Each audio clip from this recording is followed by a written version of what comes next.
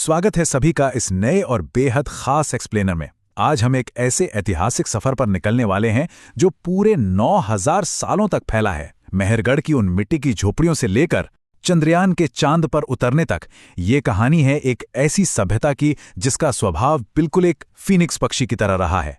एक ऐसी अजेय भावना जो बार बार मिटाई गई, राख कर दी गई, लेकिन हर बार, बिल्कुल हर बार अपनी ही राख से उठकर फिर खड़ी हो गई। तो चलिए बिना किसी देरी के इस कमाल के सफर की शुरुआत करते हैं।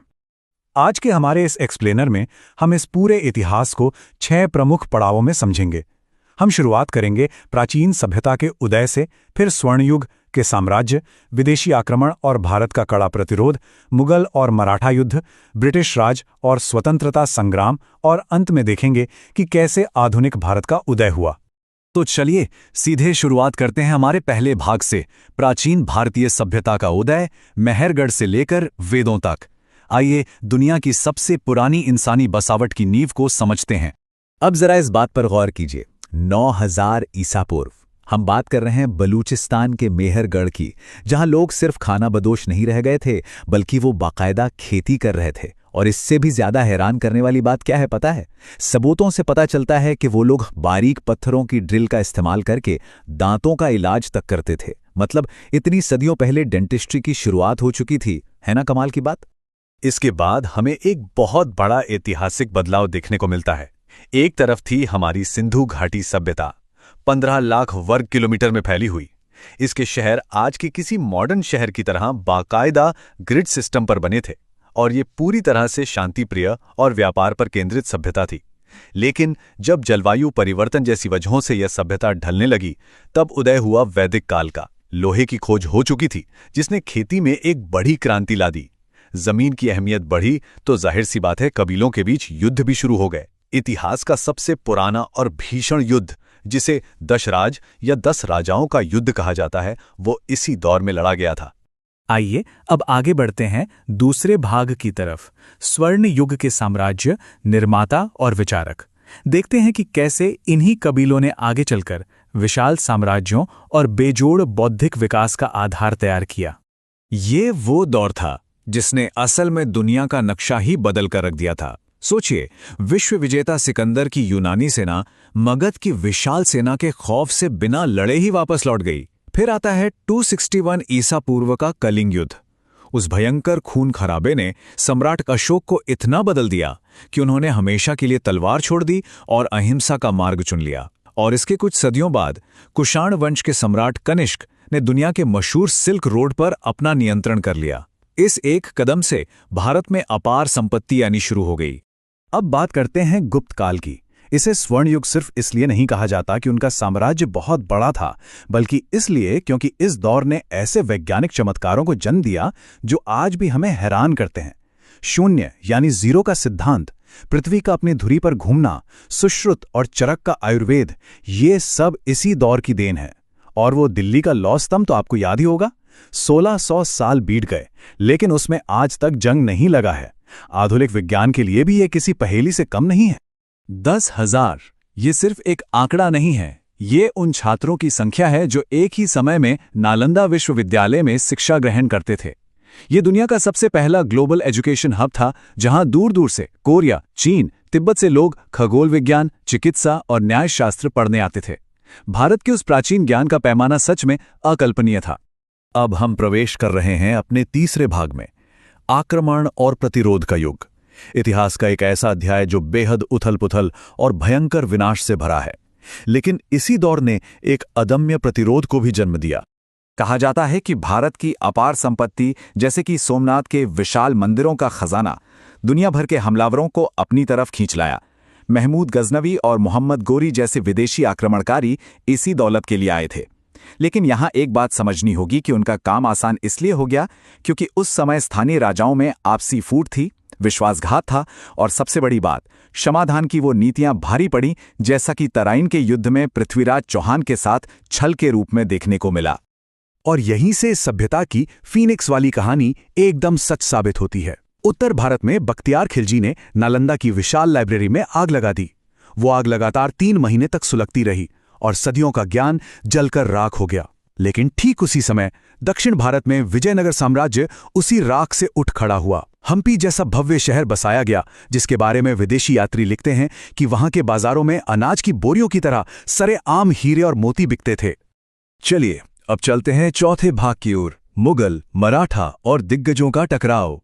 ये बारूद का दौर था, भव्य वास्तुकला का दौर था और साथ ही जंगलों से लेकर पहाड़ों तक चलने वाले उस अजेय प्रतिरोध का दौर भी था।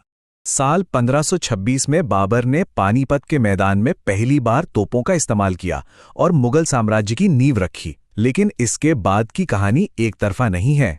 राजपूती स्वाभिमान के साथ महाराणा प्रताप ने जंगलों में रहकर हल्दी घाटी का वो अदम्य संघर्ष किया और फिर महाराष्ट्र की दुर्गम पहाड़ियों से मुगलों के खिलाफ छत्रपति शिवाजी महाराज उभरे। उन्होंने अपनी नौसेना बनाई और 1674 में मराठा साम्राज्य को एक स्वतंत्र ताकत के रूप में खड़ा कर दिया। इस मुगल युग का एक बहुत बड़ा विरोधाभास है जिस पर चर्चा करना जरूरी है। एक तरफ ताजमहल, लाल किला और जामा मस्जिद जैसी भव्य इमारतें बन रही थीं, संगमरमर पर अरबों रुपये बहाए जा रहे थे। लेकिन ठीक उसी वक्त सच्चाई का दूसरा पहलू यह था कि आम किसान भारी लगान और भयंकर अकाल की मार झेल रहा था।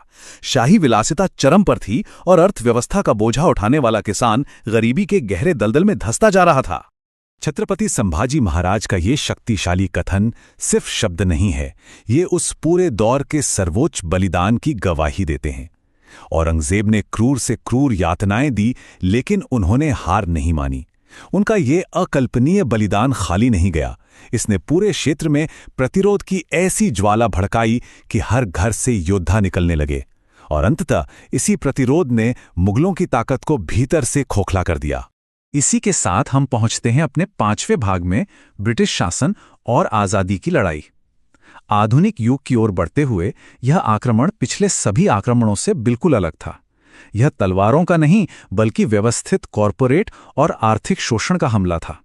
ईस्ट इंडिया कंपनी जब भारत आई तो वो महज व्यापार की इजाजत मांगने वाले विनम्र व्यापारी थे, लेकिन जब उन्होंने यहाँ के शासकों के बीच आपसी कमजोरी देखी तो फूट डालो और राज करो की नीति अपना ली। उन्होंने हमारे विश्व प्रसिद्ध स्थानीय बुनकरों के उद्योग को पूरी तरह नष्ट कर दिया और भारत, जो कभी दुनिया का एक बहुत बड़ा मैन्युफैक्चरिंग हब था, उसे अकाल से जूझते, बटे हुए और गरीब गुलाम देश में तब्दील कर दिया। लेकिन जाहिर है इस शोषण के खिलाफ गुस्सा फूटना ही था। 1857 में ये क्रांति की पहली आग बनकर भड़का। यह संघर्ष रुकने वाला नहीं था। 1919 में जलियांवाला बाग के उस खौफनाक नरसंहार के आंसुओं से गुजरते हुए ये कारवां बढ़ता रहा और अंततः 1947 में आज़ादी तो मिली, लेकिन उसके साथ ही एक बेहद दर्दनाक और खूनी विभाजन की कीमत भी चुकानी पड़ी। आज़ादी की ये लड़ाई कितनी बहुआयामी थी, इसे समझना जरूरी है। एक ओर महात्मा गांधी के अहिंसक आंदोलन और सत्याग्रह देश को एकजुट कर रहे थे, तो दूसरी ओर नेताजी सुभाष चंद्र बोस की आज़ाद हिंद फौज समुद्र पार से सीधा सैन्य प्रतिरोध कर रही थी। भगत सिंह और आज़ाद जैसे क्रांतिकारियों ने हंसते हंसते फांसी के फंदे चूम लिए। आज़ादी किसी एक तरीके से नहीं आई थी, बल्कि ये इन सभी के सामूहिक और सर्वोच्च बलिदान का ही नतीजा था। अब हम आते हैं इस एक्सप्लेनर के छठे और अंतिम भाग पर, आधुनिक भारत का उदय। आइए देखते हैं कि कैसे खंडित राष्ट्र एक बार फिर अपनी राख से उठकर आज की वैश्विक महाशक्ति में बदल गया।